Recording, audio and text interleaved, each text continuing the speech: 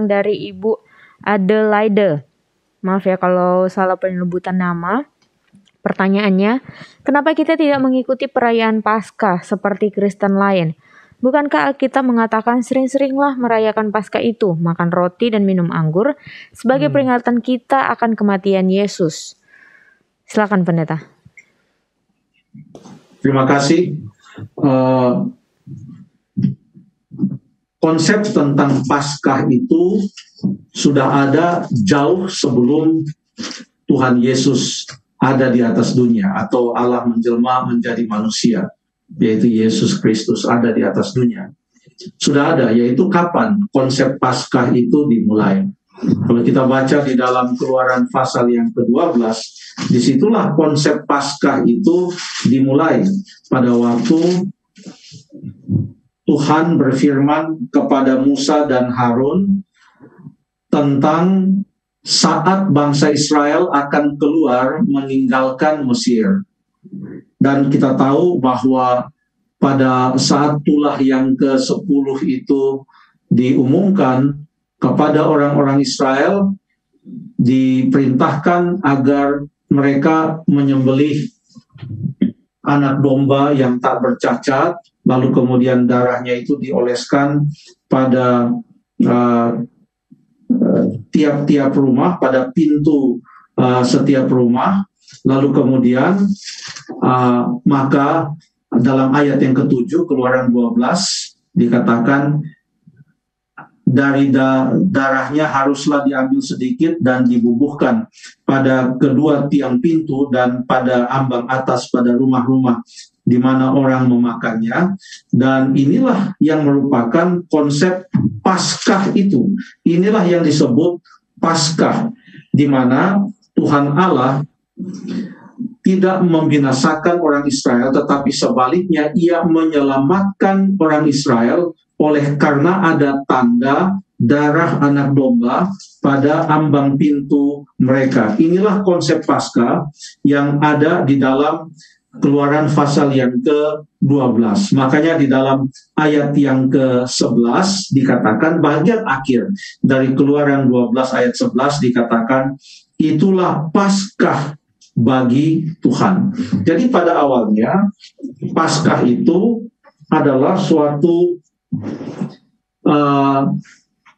hari yang menggambarkan peristiwa orang Israel keluar dari Mesir.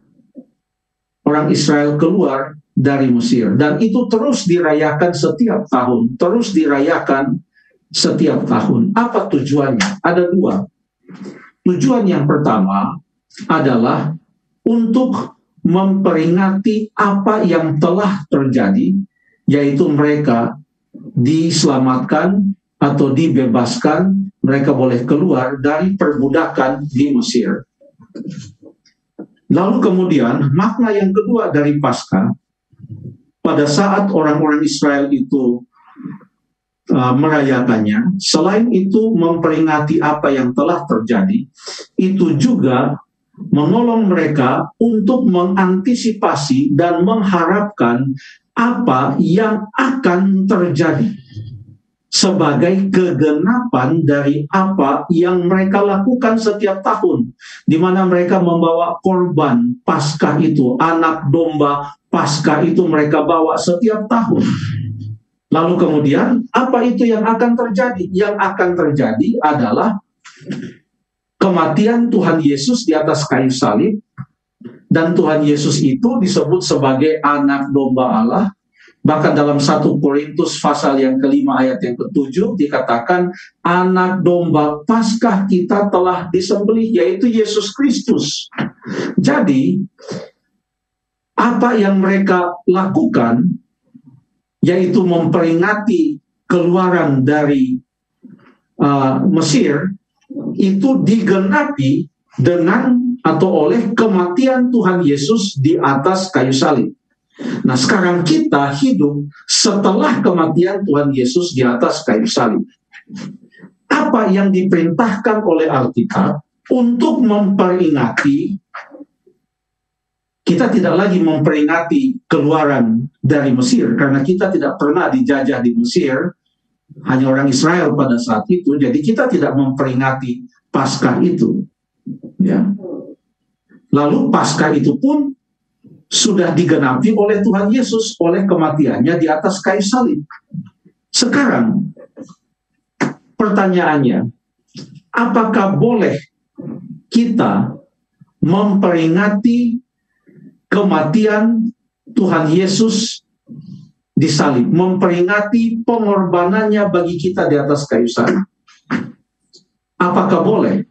Lalu pertanyaan berikut, kalau boleh, apakah kita dengan merayakan atau memperingati kematian Yesus di atas kayu salib, apakah itu dinamakan sebagai Paskah? Dan apakah kita merayakannya atau kita memperingati kematian Yesus di atas kayu salib itu, apakah setahun sekali dengan menggunakan perhitungan waktu seperti cara orang-orang Yahudi juga dahulu harus mengikuti suatu perhitungan waktu tertentu untuk merayakan Paskah mereka? Jawaban dari pertanyaan-pertanyaan ini pada pertanyaan yang pertama, apakah kita harus atau boleh atau mesti tetap merayakan atau memperingati kematian Tuhan Yesus? Jawabnya adalah ya, kita harus. Dari mana kita tahu bahwa kita perlu untuk memperingati kematian Yesus? Ada ayatnya di dalam 1 Korintus pasal yang ke-11. 1 Korintus pasal yang ke-11. Kita akan baca ayat yang ke-26. Sebenarnya itu dari ayat yang ke-23, tapi kita baca saja ayat yang ke-26 yang berkata, setiap kali kamu makan roti ini dan minum cawan ini, kamu memberitakan kematian Tuhan sampai Ia datang. Setiap kali kamu makan roti ini dan minum cawan ini, kamu memberitakan kematian Tuhan sampai Ia datang.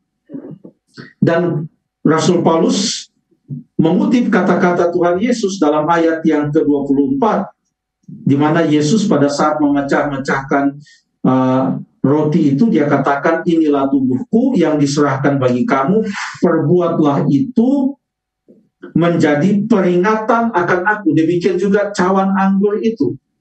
Jadi ini adalah perintah dari Tuhan Yesus untuk memperingati dirinya dan apa yang Ia lakukan bagi kita di atas kayu salib, kematiannya. Makanya dalam ayat 26 dikatakan, setiap kali kamu makan roti ini dan minum cawan ini, kamu memberitakan kematian Tuhan sampai Ia datang. Jadi mulai dari saat Yesus bangkit sampai kepada kedatangan Tuhan Yesus yang kedua kali, Alkitab mengajarkan bahwa kita perlu untuk memperingati kematian Tuhan sampai Ia datang. Memperingati kematiannya sampai Ia datang. Namun sekarang bagaimana cara kita memperingatinya? Apakah kita memperingatinya seperti orang Israel memperingatinya, atau seperti orang Israel memperingati keluaran mereka dari tanah Mesir?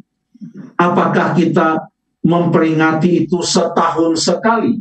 Apakah kita perlu menghitung waktu tepat setahun sekali untuk memperingati akan kematian Tuhan Yesus?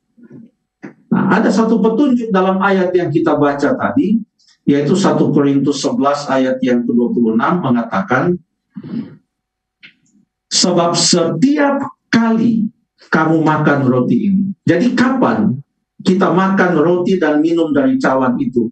Kapan kita mengadakan perjamuan kudus itu, perjamuan Tuhan, memakan roti yang tidak beragi dan meminum anggur yang tidak beragi? Kapan kita lakukan itu? Ayat ini mengatakan setiap kali, ya. Dalam bahasa Inggrisnya dikatakan as often as, sesering mungkin, wherever, kapan saja. Jadi ayat ini tidak membatasi kita untuk memperingati kematian Tuhan itu hanya setahun sekali, tidak. Ayat ini mengatakan bahwa kapan saja kita mengadakan perjamuan, maka pada saat itu kita memperingati kematian Tuhan sampai Ia datang. Jadi pada saat kita mengadakan perjamuan Tuhan, kita memakan roti itu, meminum anggur itu, kapan saja, entah kita buat itu 3 bulan 1 kali, 4 bulan 1 kali, 2 bulan 1 kali, berdasarkan ayat ini ya, yang mengatakan setiap kali, kapan saja, whenever, as often as. Bahasa Yunaninya adalah osakis, kapan saja. Maka pada saat kita melakukannya, maka kita memperingati kematian Tuhan sampai kepada kedatangannya yang kedua kali. Jadi tidak setahun sekali dan tidak terikat dengan suatu tanggal tertentu. Tetap Alkitab mengajarkan kepada kita ada hari-hari atau ada suatu perayaan yang perlu kita lakukan secara regular. Dan itu adalah merayakan Sabat penciptaan setiap hari yang ke-7. Dan itu tetap dalam perjanjian lama maupun di dalam perjanjian baru. Tetapi dalam Alkitab perjanjian baru tidak ada indikasi di sana bahwa melakukan perjamuan Tuhan untuk memperingati kematiannya itu hanya dilakukan setahun sekali. Tidak. Tetapi kapan saja kita bisa melakukannya. Bahkan di dalam